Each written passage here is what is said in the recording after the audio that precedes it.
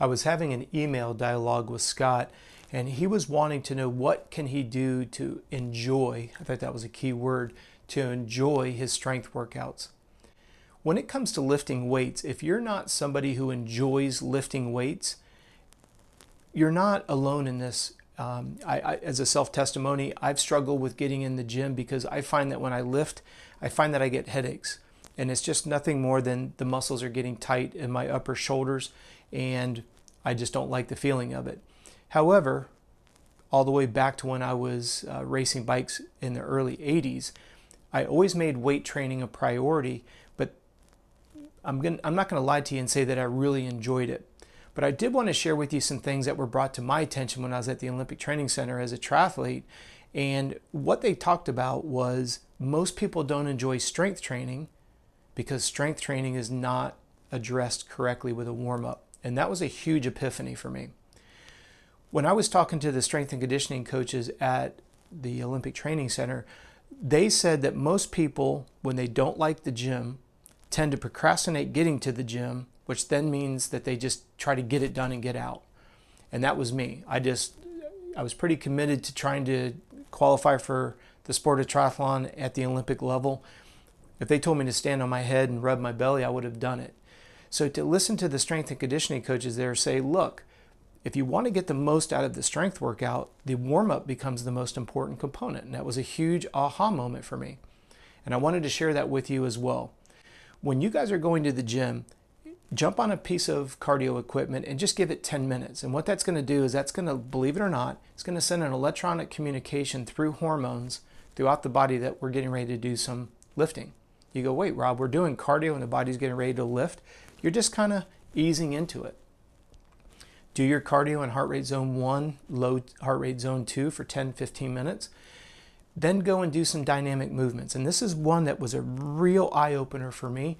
Make sure that you do dynamic movements for every joint in the body. I know it sounds crazy. They'd have us do our wrist, and I never really got much out of it until I realized when I did that, my bicep curls and tricep extensions weren't as difficult. I was able to lift more weight without that mental resistance to it. Doing arm circles for the sake of where I'm at, I can't swing my arms without hitting a lamp. So the idea is, get the dynamic movements, get the shoulder joint moving, swing your legs back and forth. Don't act like you're trying to kick a football. Just get the weight of your leg moving forwards and backwards, crisscross this way. And what that's doing is that's sending a communication to the body that we're getting ready to do work. Now, when you're doing some of these dynamic movements, it gets into a bunch of physiology that's beyond the scope of the video, but you're sneaking up into the idea that now we're going to move into load. Now, once we move into load, right, the thing that, again, I'm only sharing with you what I learned at the Olympic Training Center, always make the first set lighter than it needs to be. You ever notice that the second set always feels better than the first set?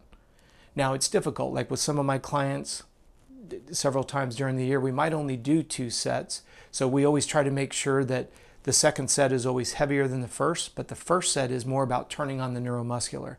This is another fringe benefit of strength training that people overlook. Have you ever noticed when you go into the refrigerator and you go to grab a gallon of milk? Well, a gallon of milk weighs approximately 8 pounds. The neuromuscular message that gets sent is when you reach into that and you're busy looking at something else and you grab that jug of milk, your body sends a message to lift 8 pounds. Well, when it's half empty, that's why you end up throwing it through the roof of the refrigerator. And I want you to use that illustration over and over again. Strength training has a multitude of benefits: bone density, muscle thickness, tendon and ligament thickness. The list goes on and on. But when we're talking about getting more out of the strength workout, make sure that you warm the body up, make sure that you add the dynamic movements, and then we get into the mental aspects. Why are you even there? If you work with me, our weight training changes throughout the year based on periodization, preseason, pre-competitive, and competitive, but we do lift all year long. We want to keep the joints, the ligaments, and the tendons, we want to keep them strong and durable. We don't want to create a lot of residual fatigue during the competitive season, but we always use strength training throughout the year. What I want to challenge you on is the mental headspace. Because if you go back to what I said at the beginning of the video, if you don't like the gym like I didn't, you probably aren't real excited to get there. So now our mental focus is already in the negative. We want to just get it done, so we rush through the warm-up. And by the way, the cool down, very important. So now what do we get out of that strength workout? Just more resentment about going to the gym. So what I want to leave you with is warming up, getting the dynamic movements, and then really doing a checks and balances. Why are you there? One of the things I encourage my clients is when you're at the gym, if you've got your phone with you and it's playing music, that's cool. But turn off your go to do not disturb on your phone. Don't stop and check social media in between sets. You're there to do what? Are you there to increase your raw power? It's preseason. Great. Get in there and lift heavy. Do it with good form so you reduce injury. If it's during pre-competitive and you're trying to work a little bit more on muscular endurance, I don't want to get into the periodization of the video, but what I'm saying is get into the right headspace. Picking up your phone and checking social media in between sets just constantly interrupts. And now you're going to be in there longer than you need to be. And one of the most valuable things is time. So hopefully you put these three things together, you will notice that you will increase the overall strength in a shorter period of time just by adding these three dynamics. I know I've experienced it literally for decades. I know my clients have experienced it and they've even told me so. And that's what I want to share with you guys. Go into the workout, especially when it comes to strength, go in there with a purpose, know what that purpose is, and if your coach trainer isn't able to tell you what the purpose of the weight workout is, then you need to find a new program. I say that very respectfully. But with that being said, I hope you get more out of your strength workouts. I hope you start to enjoy them. I'm not going to lie to you and say I love the gym, but I do enjoy the benefits that come from it, and that motivates me to keep going back.